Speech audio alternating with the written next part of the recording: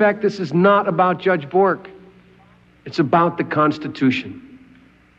It's about the resolution of the all debate. that makes the independence of a life-tenured judiciary tolerable, the only reason it's tolerable, the only reason so much power can be given to these judges, is that in the process of selecting them, we retain the ability of looking deeply and closely at their overall philosophy and not just rubber stamping the choice of one attorney general, one president, without paying attention to what it is that we're in for, because the decisions these people make about the very elastic terms of the Constitution will affect not only our future but our children's future and the shape of the nation's history.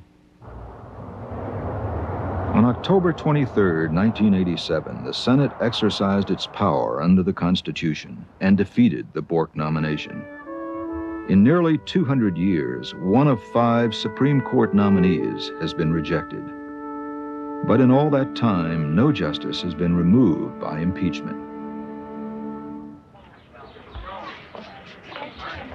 On February 18, 1988, Anthony Kennedy was sworn in as the 104th Justice. He was President Reagan's third.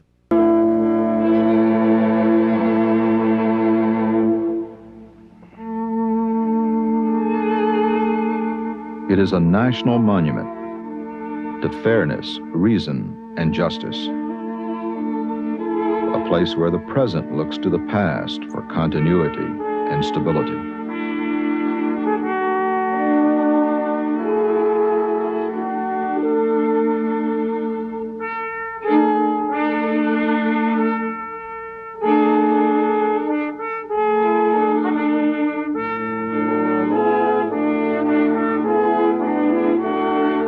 It is a court whose decisions affect not just the opposing sides, but the laws we all live by. Its members are among the most anonymous figures in American life, revered by many, reviled by some. It is the guardian of the Constitution, the country's great arbiter, the Supreme Court of the United States.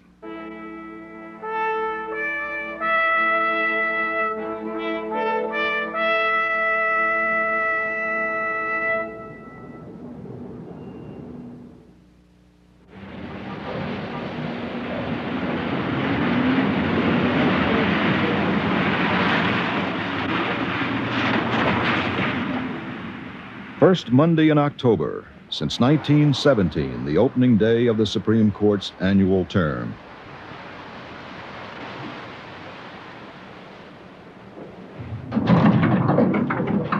The court has had a home of its own only since 1935. When the $10 million building opened, some justices felt it was a pretentious extravagance. Today, the Marble Temple attracts 1 million visitors a year. It's a surprisingly self-sufficient place, much like a small city, even handcrafting its own cabinet work and furniture. A seamstress takes care of police uniforms and justices' robes. On the very top floor, staffers take time out to play on the highest court in the land.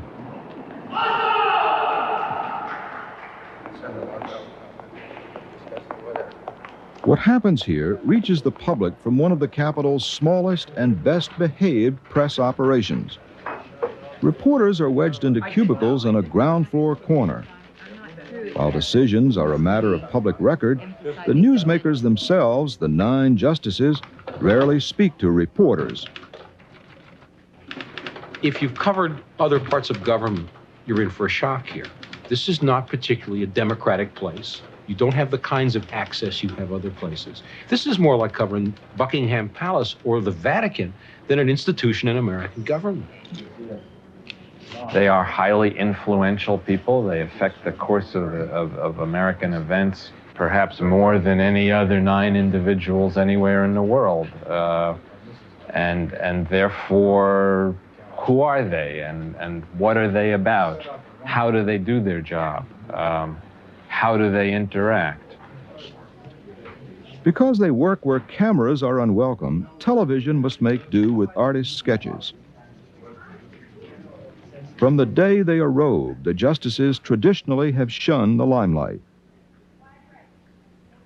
Theirs is a quiet and deliberate exercise in power. Well, you know, I can't say while I'm driving back and forth to work or something, it's constantly on my mind that I'm the Chief Justice of the United States possessing a great deal of power.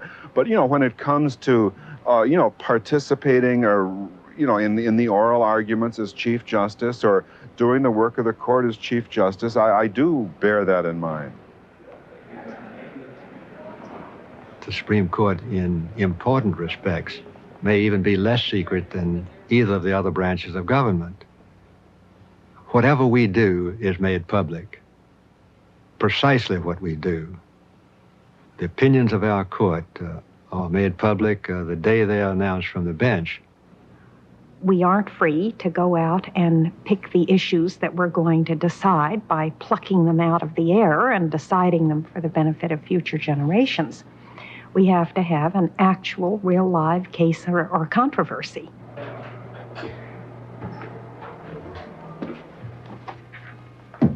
There is no shortage of cases and controversies. Whether by mail or messenger, the flow is never ending. 100 cases a week, 5,000 cases a year. Most cases come as petitions for certiorari, cert petitions for short, which attempt to convince this court that a lower court ruling was incorrect and should be reconsidered.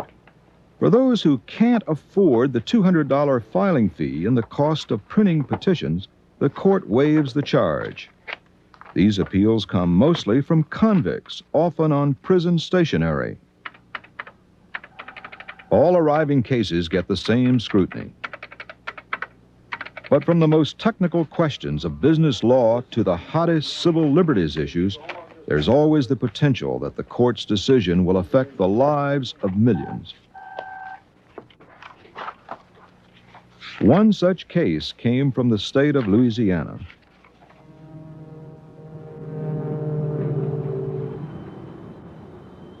It all started when the Louisiana legislature enacted a statute requiring the state's public schools to teach so-called creation science whenever the theory of evolution was taught.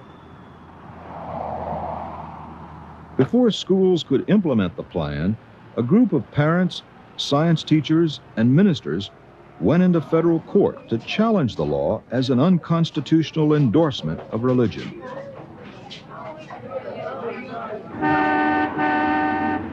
Far from Louisiana, the case signaled a new round in an old battle to draw the line between government and religion. In New York, the challengers found an ally at the American Civil Liberties Union, which persuaded a leading New York law firm to take the case free of charge. Although he didn't realize it, it would be a 5-year fight for attorney Jay Topkus. The stated purpose of the statute was to serve academic freedom and bring about balanced treatment and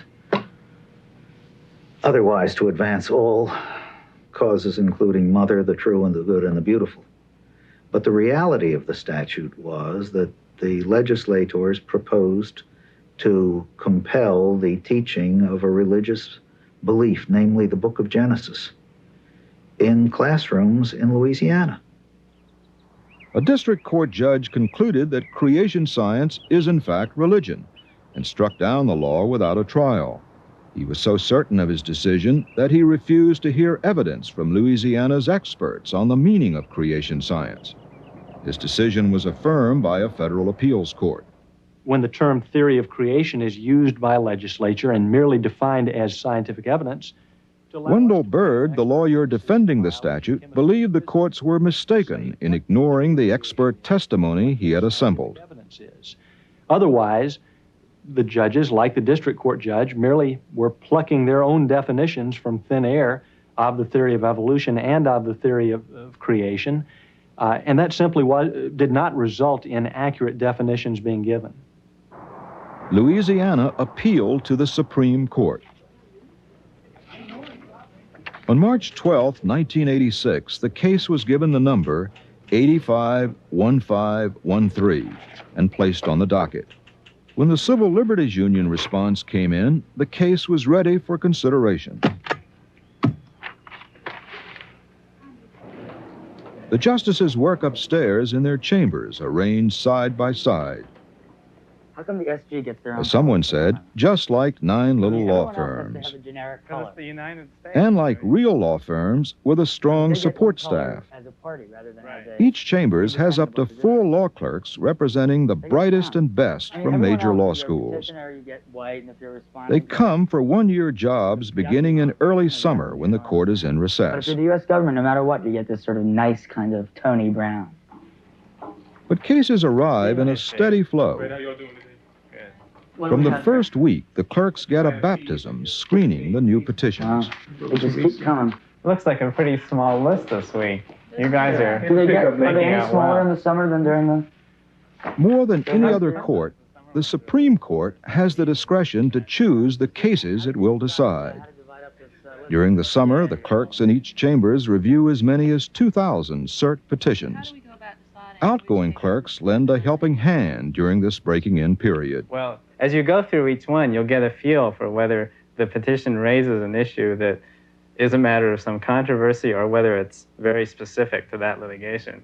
The buzzword around here is fact-bound. That means that the case is of great concern to those particular litigants, but the court's resolution of it wouldn't help the other courts in dealing with their case law. Wouldn't necessarily. In brief cert memos to their justices, they summarize petitions and recommend which cases should be reviewed. Critics say the law clerks have too much influence. You might ask me the same question about, do the lawyers for the litigants influence the justices? And they certainly do. Other justices, we influence one another. But when you have to sort it all out, you finally make your own decision, and it's your decision.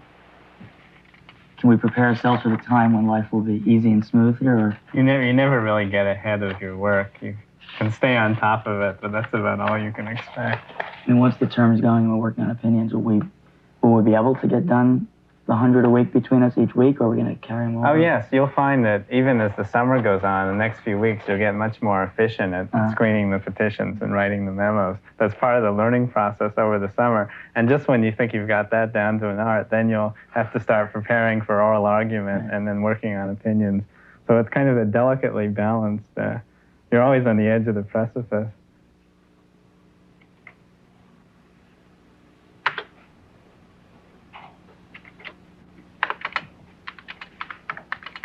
Now, you fellows just remember, there are 12 memos missing. I don't want you to. We have to find them. In a few days, Justice White must vote with the other justices on whether to grant or deny certiorari on the cases that have arrived over the summer. Oh, I have to go through the book. Yeah. And, his clerks are just finishing the cert memos, which he will use in making his decisions. A few minutes, you'll have a few. They'll just keep coming in the next hour. Great. Congratulations.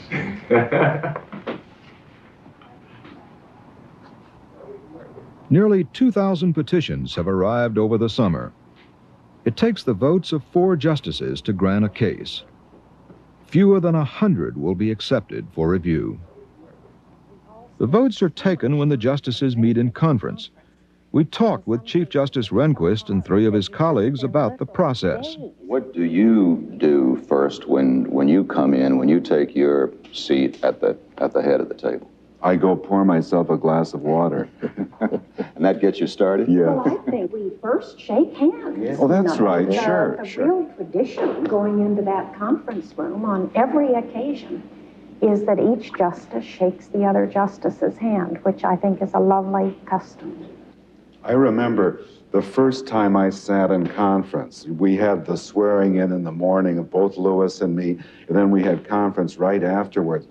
And I sat there, and I thought it was almost mind-boggling. Here we were deciding things of great import, and, I thought, who am I to be doing this? Just as I dare say almost everyone else has felt that way. And eventually you get used to it. I don't think you get cynical about it, or I don't think you ever treat it lightly, but it just isn't constantly on your mind the way it is at first. At least that was my reaction. And yet you never get over it, Bill, do you? No, I don't feel that way. You can't get over it. When I came on, the court had been composed of only 8 for a full year. In that first conference, there were 45 cases that had been relisted for a full court. And when we came to them one after another, the vote went around the table so that my vote, whether to grant cert or not, was the vital one. And it was a humiliating, almost a humiliating experience to realize this element of power, if you will, or the final word in those 45 cases. It's that first conference isn't easy. We generally don't take easy cases around here. We take cases, generally speaking, because other courts around the country have reached conflicting results on that issue. And most of the cases we take are ones in which very good arguments can be made on each side of the question. Only those are discussed that one of us wants to have discussed. And as Justice O'Connor said, you don't get 4 very easily. Well, in effect, aren't you deciding a lot of cases then? I mean, even when you decide not to take a case, that in effect is a decision. No, I think that ought to be understood. All our refusal to review a case means is that the judgment we're asked to review remains undisturbed. It doesn't mean that we agree with the result below or that I disagree with the result below. It means nothing except that judgment remains undisturbed. One thing about comments in the press that appear so frequently about many cases are frivolous here. To the litigant, no case is frivolous. There's a person behind every one of those cases, and he deserves consideration whether we grant certiorari or deny it. I think the real decision that each of us makes about each one he decides that it does not present a question we need addressed. That is a considered judgment. The Supreme Court of the United States should be reserved, just as you say, Bill, for important and disputed questions of law, not for individual injustices that might be corrected and should be corrected in other courts.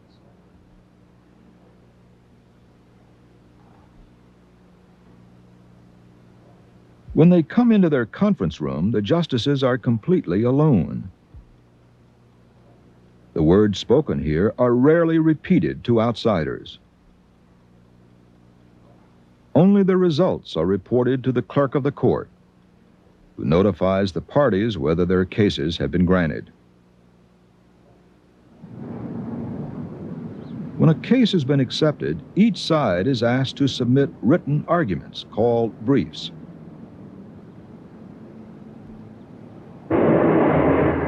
The Louisiana case was granted. For the lawyers, the real work now begins. There's an excitement that crackles around a law office when you know you're working on a brief for the Supreme Court. You try, or at least I try, I won't generalize, to stuff myself with every bit of fact that I possibly can, to familiarize myself with all of the legal arguments and lines of argument that might develop, and possibly to play a kind of what-if chess game. If I make this move and he makes that move and I counter that away, what will happen? I think the role of a lawyer going up to the Supreme Court is to assemble a coalition of 5 votes.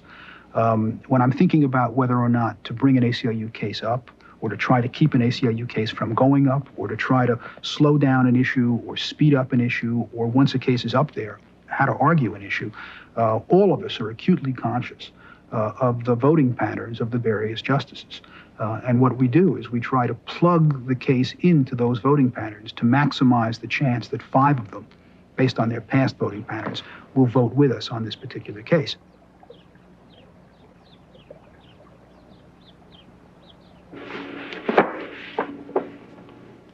When the briefs from both sides have arrived, they are sent to the 9 chambers.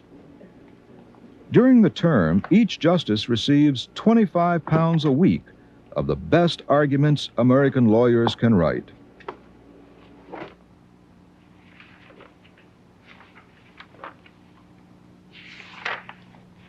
"99% of the cases that come here have already been decided in the lower courts. The justices are not dealing with factual but legal questions. Was there a procedural error? Did the lower court misinterpret the law? Is the statute constitutional? Their job, in the words of John Marshall, is to say what the law is. Our presumption is that the meaning of a statute ought to be discernible in the actual language that the Congress has used. Difficulty is that very often you can't, because the ambiguity that is a result very often, I'm sure, of compromise between differing views about the statute and the Congress. Just mean we have to do the best that we can. But we are consoled that if we've guessed wrong as to what they meant, they can always correct it. Where you're dealing with constitutional interpretation, the problem is a little different. What's due process of law? The Constitution doesn't define it. Equal protection of the laws. The Constitution doesn't define it. And we have to learn to construe and apply clauses like that, and there are many of them in the Constitution, as precedent has suggested they should be decided as against the whole background of the formation of the Constitution. That is, the right of the individual to be protected and not to be overridden by government. The enhancement of the dignity of the individual. Those were the great aims of the Constitution. Analyzing the law and the facts, decisions must take shape quickly. Each justice prepares to hear arguments and vote on 24 cases in a 2-week period, an unrelenting cycle repeated 7 times each term.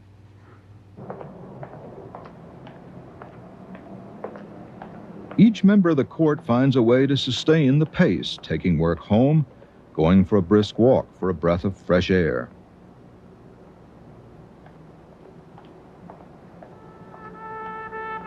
William Rehnquist is widely credited with bringing a more open and congenial atmosphere to the court since becoming Chief Justice. His diversion is to stroll around the neighborhood just before going on the bench to hear argument. Even then, he talks shop with one of his law clerks.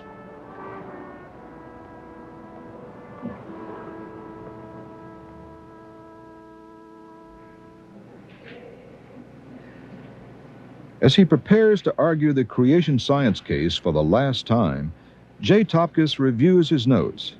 It has now been 5 years since the district court first decided the case. In an hour, his work will be done. It is Wendell Bird's first Supreme Court case. He wants the case sent back to the lower court for the trial he never got. His opponent will argue that a trial is unnecessary, that the meaning of creation science is clear.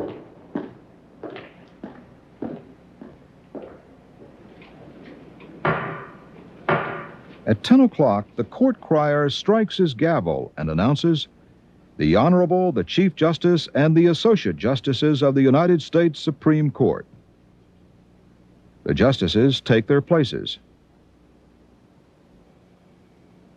The Chief Justice says simply, "Mr. Byrd, you may proceed whenever you're ready." We suggested that the Supreme Court decide the case on procedural grounds, that we were entitled to our day in court, that summary judgment was legally incorrect.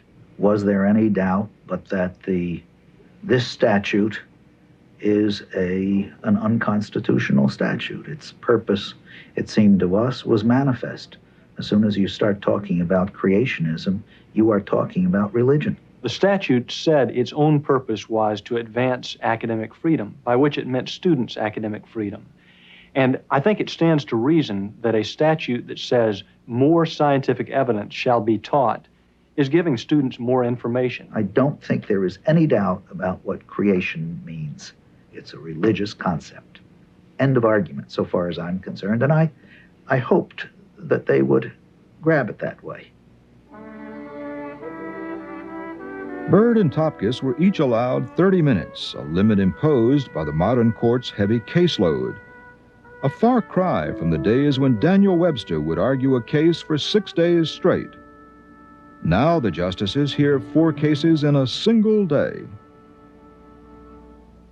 Really, the only big surprise. Oral argument is good theater, but some critics believe it's a waste of time.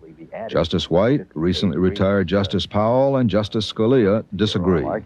I thought it was essentially, if not a dog and pony show, at least not a very important part of the process. I was quite surprised at how much difference it makes. We have little opportunity to prepare beyond what we do before we come on the bench. On Friday, we vote on the cases argued on Tuesday and Wednesday. And again, you better be well prepared even before you walk into this room to hear the arguments. If you all know this case, it's just, you're just filled with it. What's the real purpose of the oral arguments then? A lot of these cases are hard cases, they're close. It certainly is not rare for me to change my mind between the time I get on the bench and the time I get off. At least we don't have oral argument just to entertain counsel. We are really, all of us, working on that case, and we use the lawyer to help us come to some final conclusion. I use it to give counsel his or her best shot at meeting my major difficulty with that side of the case. Here's what's preventing me from going along with you. If you can explain why that's wrong, you have me. And I think all of us on the bench working on the case is trying to decide it is something that people maybe forget about. They think maybe we're just there to learn about the case. Oh, we are learning, but we're trying to decide it too.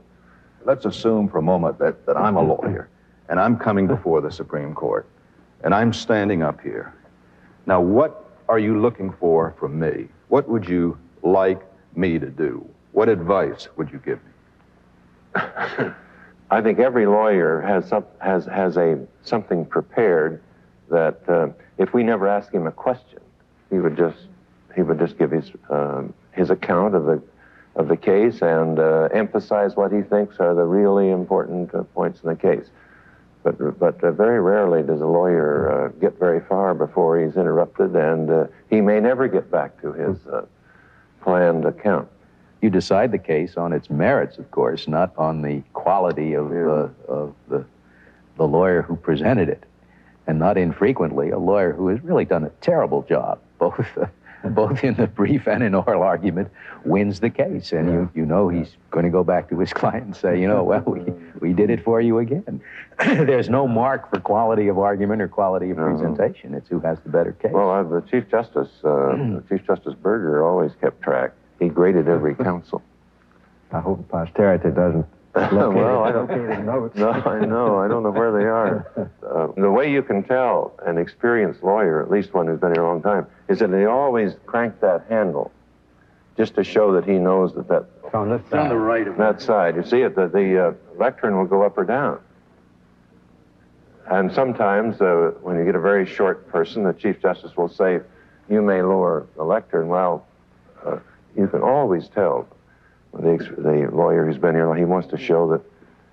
This is quite antiquated, of course. I didn't want to tell you, gentlemen, this when I came onto the court, but the Court of Appeals here has an electric one. An electric one. Oh, good. I don't get a sense of arguing to a collective body.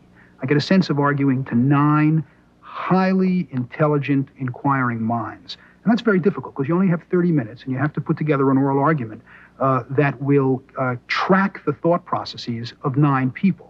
Who are continually interrupting you to ask you questions, not only to ask you questions, but to make points, I think, to each other. I mean, sometimes when I'm up there, I think I'm like a post office. I think that one of the justices is asking me a question to send a message to some other justice, and that they are essentially arguing with each other through me. when you're answering questions from individual justices, then I think you do focus a little bit more on his temperament, his philosophy, and his style. It's very important for a lawyer arguing in the court to think not just how do I answer the question. You have to think first and very quickly, where's it coming from? Sometimes when you get a question from a justice, he knows damn well what the answer is, and you know what the answer is, and you've got 30 minutes. And if you go down the pathway with him that he finds intellectually beguiling, you can spend an awful lot of time down that pathway, one which 8 other justices have no particular interest in. I understand you ask a lot of questions, Justice Scalia. That's what I understand, too. It doesn't seem like it at the time, but I'm told I do. Is that your style, or? I guess it's the academic in me. I fight against it, but the devil makes me do it, I suppose. A lawyer should welcome questions, but there is a point at which I think we should allow lawyers to argue their case. Well, I agree with that. And there are a lot of lawyers who leave this courtroom very unhappy. I know. I've talked to some. So have I. So have I. It isn't just an interchange between counsel and each of the individual justices. What is going on is also, to some extent, an exchange of information among the justices themselves. You hear the questions of others and see how their minds are working, and that stimulates your own thinking. And on occasion, it's useful to turn to the justice next to you and say, do you think this, that, or the other thing? I don't think that's a wasted part of the process at all. This is what Justice Rehnquist says about you, Justice White. He says, Baron White's gruff voice and penetrating questions still strike terror into the hearts of unprepared attorneys arguing orally before the court the way he used to terrify his football opponents. That doesn't sound like Chief Justice Rehnquist to me. I just ask the questions I want answers to, that's all. And I'm sorry, if my voice is gruff, I'm sorry. Nothing I can do about that. Sometimes talks to us that way in conference. Lewis Powell listened very attentively. Lewis Powell, I can't believe you said that. The fantasy that a lot of us have is that when one of the justices asks you a question, you can say, just a minute, Justice White, I'm going to put you on hold, but I'll get back to you later. I want to finish with Justice O'Connor first. And of course, you can't do that. So it makes it very hard to come up with a coherent oral. When you're arguing a case orally, that is the one time that you, as counsel, have the justice's undivided attention. When he's reading your brief, he's in his chambers or at home in the evening in his library.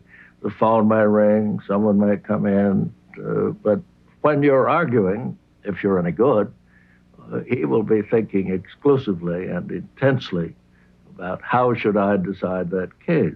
When you're listening to arguments, how conscious are you of the precedents that have been established by the Supreme Court over the years? If you didn't have some respect for precedent, the law would be in a shambles. No one would have any basis for reliance. I'm on the downside of a lot of cases. I'm in dissent. Everyone is in dissent sometimes. But hardly ever do you keep insisting on that position. You accept the decision, even though you are in dissent, and you apply it.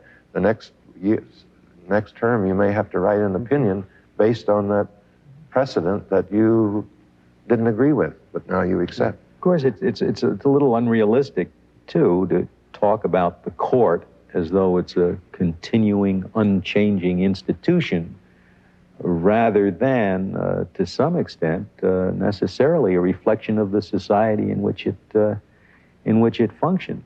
If a societal attitude is indeed important, are you saying then that the court follows the election returns?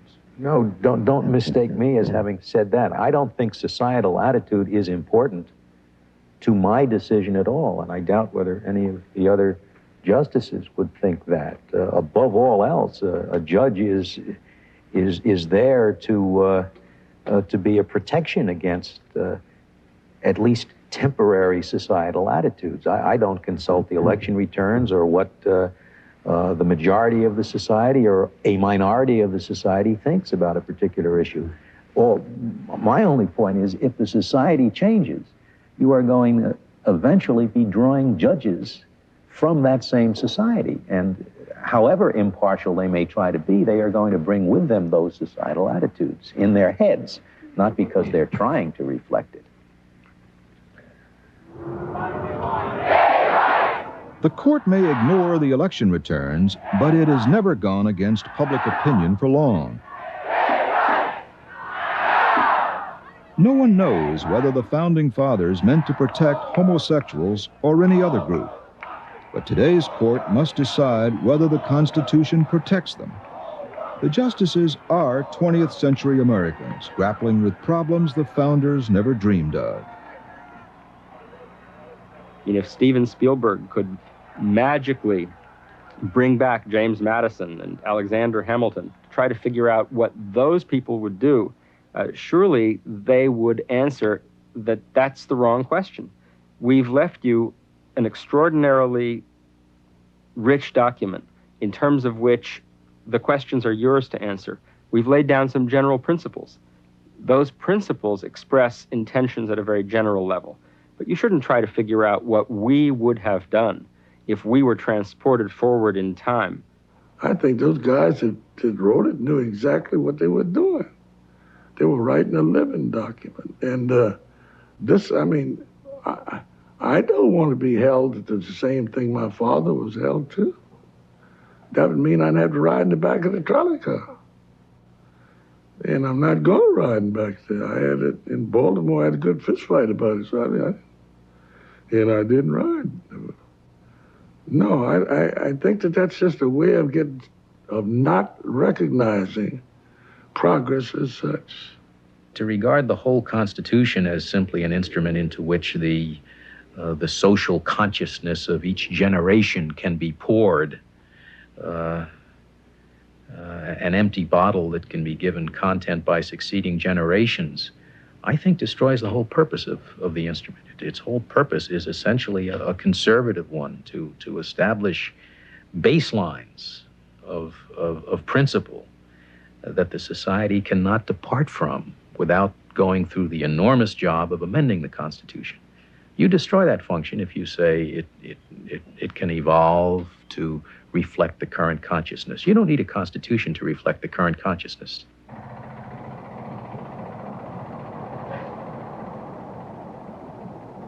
By December, there is no escape from the caseload, but there is a holiday pause.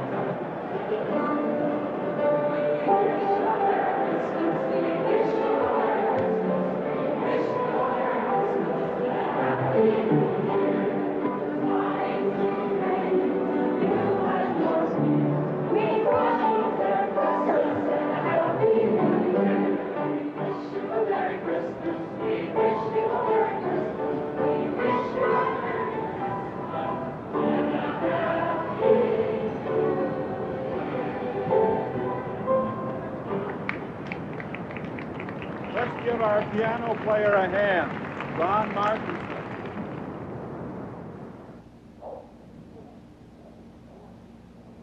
This is from this Wisconsin case. Yeah. In chambers, Justice Stevens and his law clerks confer on the week ahead. Today's cases. During the middle of the term, it's a delicate balance. Keeping up with newly arrived cases, reading briefs and preparing to hear arguments, There are times when and drafting opinions in cases that have already been decided. I'll dictate short memos on all of them I write anyway, just so there'll be something in the file. I guess there are a couple that are granted this year. Yeah, we've that come across your memos. One of them again. you convinced me to change my mind on, you remember? And You convinced me once, then I think I got unconvinced. But then you got But you got Reconvinced. I think Reconvinced. We went back and forth on it several times. Within a day or two of argument, the justices go to conference to discuss and vote on the cases they've heard. One thing I found frustrating, and I dare say every junior justice has found frustrating, is that after 8 people have spoken before you do, there aren't really 9 points of view about a case, and you are often simply left to say you agree with so-and-so, and even if you have kind of an original idea, speaking ninth, no one else has had a chance to hear it, and often you have the feeling that it isn't given the attention that it deserves. Do you ever think when you're sitting there and you're discussing the cases and you hear one of you outline his or her position, that you think, gee whiz, I mean, that's really a lot of nonsense? I've thought that about all 8 of my colleagues at one time or another, I think. Each of us has, I guess, well. Then do you respond to one another? Do you really go at it now and then?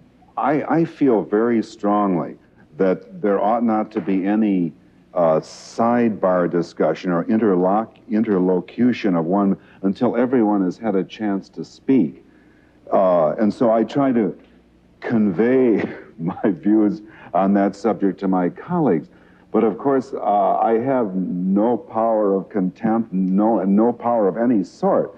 And if they disagree and get very excited and want to start talking back and forth to one another before everyone has spoken, there's nothing in the world that can stop them except kind of a frown. Except the frown. That's what does it. But I think generally, most people respect the idea that everyone ought to have a chance to say something, because we've all been working with exactly the same materials. We've heard the same oral argument. We've read the lower court opinions in the case. It's not as if we were going to come in at 360 different degrees on the compass. There are just so many answers you can have. What happens then after you have finished your discussion? I simply announce that my notes show that there are 5 to reverse and 4 to affirm, if that's what it is. Because the voting goes right along with the discussion.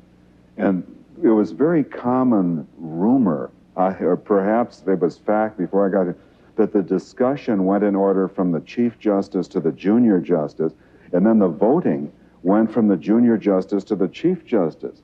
Well, I'd been here about 3 years, and that had yet to happen. The theory was that if the voting was by seniority, the Chief Justice would have a lot of influence on the juniors, and hence might unfairly persuade them to his line of thinking. We all know that's not the fact. Oh, indeed it is not. Well, what about the possibility of persuading or dissuading one another from positions? Well, I think myself, Paul, that all goes on, but it comes out in the writing. There's a good deal of exchange in writing among us, to the extent not merely of expressing disagreement with something in the circulated opinion, but as well suggesting actual changes, suggesting some phraseology that might be substituted or added or something. And do you actually change opinions sometimes? Oh, yeah. All the time. Change votes. Yeah. Yes, indeed. I think it shows the system works. The fact that we are able on occasion to recognize that perhaps a previously expressed view may not have been the best view. Do you really work on one another? I mean, Lyndon Johnson, for example, I well remember, used to call people down to the White House and twist arms, and that's a different process. We don't do that, Paul. At least anymore. At least anymore. You're not saying, vote for my tariff bill, and I'll give you the judgeship back there. We do not treat cases as fungible goods. You give me a vote for mine, and I'll give you a vote for yours. Never.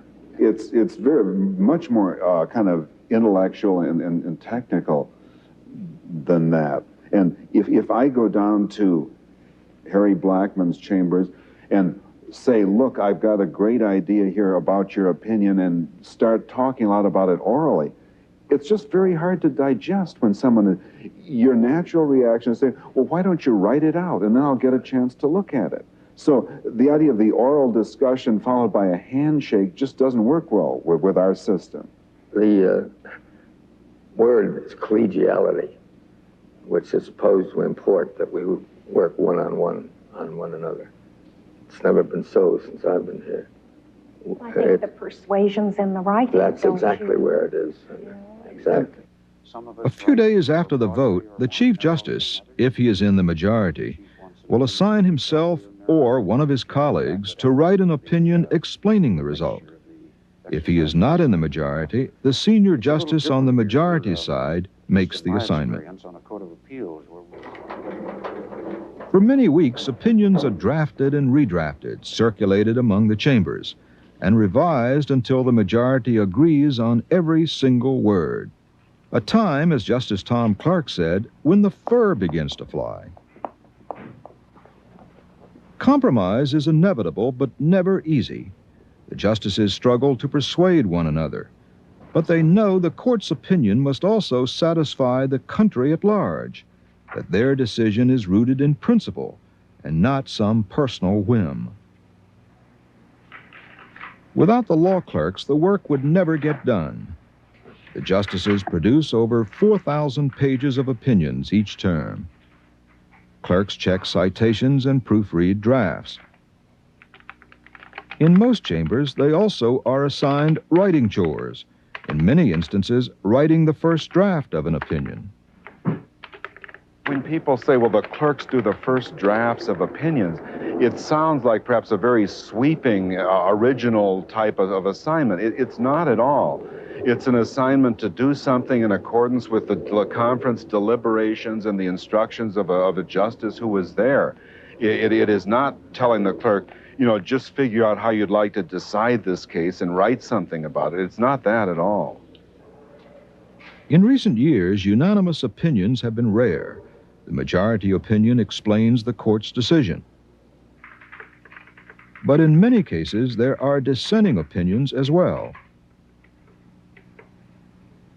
First of all, they influence the majority opinion in a very loose use of words. They keep the majority honest so far as the Constitution is concerned. What that really means is that you know when you write an opinion for the court and you know that there will be a strong dissent, you anticipate what the dissent will say, and you therefore have to make a judgment whether its arguments are going to be viewed as stronger than yours.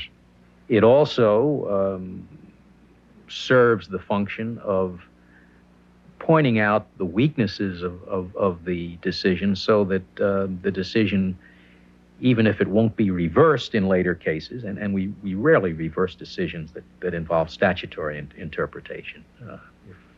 If a statute's been interpreted, the general rule is leave it alone. A constitutional question is more likely to be reconsidered. But even in those cases where you're not likely to reverse it in the future, you at least warn off future courts against extending the logic of that opinion. You show that it has frailty and shouldn't be expanded. I dissent in every death penalty case. I dissent in every 11th Amendment case because I have the hope, indeed maybe a bit the confidence that the day may come when those dissents will have influenced the determination whether the death penalty is constitutional. As the Capitol awakens, the court already is at work. Justice White invariably is the first on the job. He is one of 5 justices who write and edit on the court's central computer.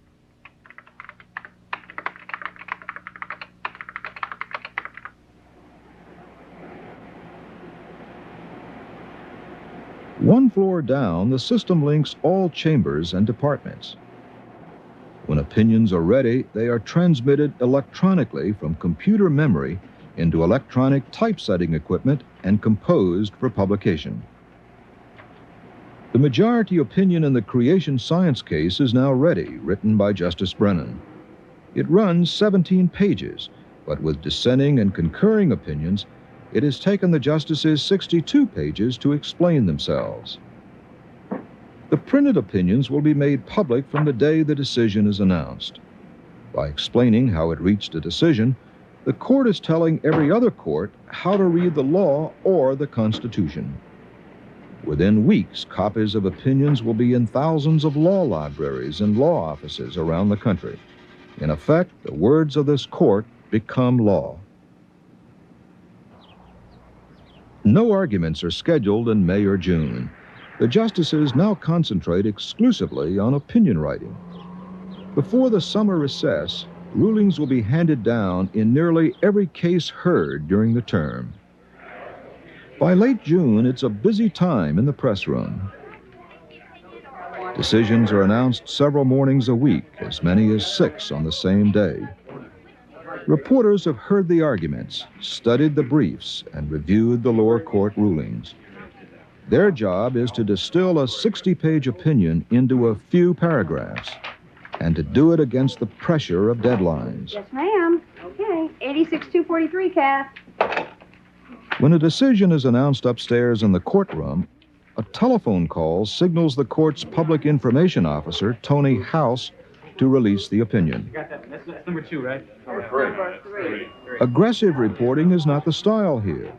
There's no shoving, no shouted questions, no one to hold background briefings. The last one. This is it. Call anytime. A few reporters listen to the justices announce their decisions in the courtroom. Immediately afterward, they hurry to pick up opinions. By 20 minutes after 10 on this June morning, reporters are swamped, including dissents and concurrences as much as 200 pages. The public learns of only a few rulings each term, usually the most controversial cases. Making it a crime to interrupt a police officer in his official duties. Court struck it down on free speech grounds. It is not enough to report what the court did. There is the larger story. Who will be affected? Business, labor unions, minorities, the political system. Will the fight continue elsewhere in Congress or the state legislatures? And as always, there are winners and losers. Today, the loser is the state of Louisiana. The law lacks a secular purpose. It is designed to discourage the teaching of evolution. And it really endorses... By a 7-2 decision, Louisiana's creation science law has been declared unconstitutional. Requiring someone to teach secular views. But only the opinions will shed light on what this means for the future of creation science in the schools. No, it's the tonal, the language that we got to look at. I haven't read their dissent yet, but I'm sure it'll be interesting. Scalia wrote the dissent. He'll make a case, I'm sure.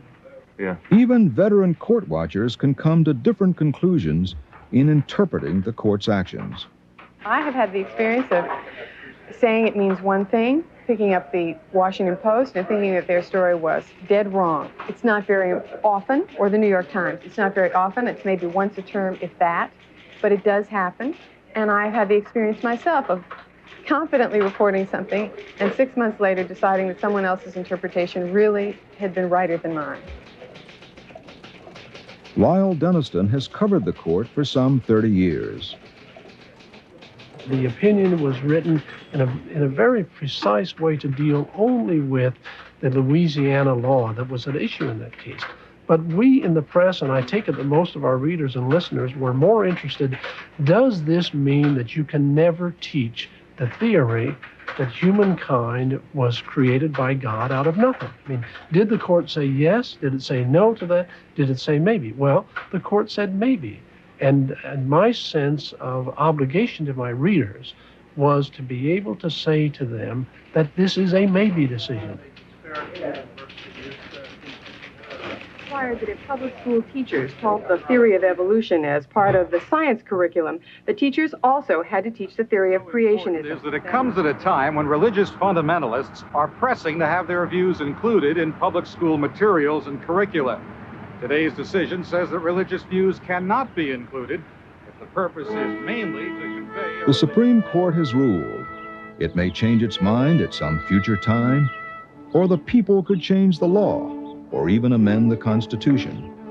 But for now, 9 unelected judges have had the final word.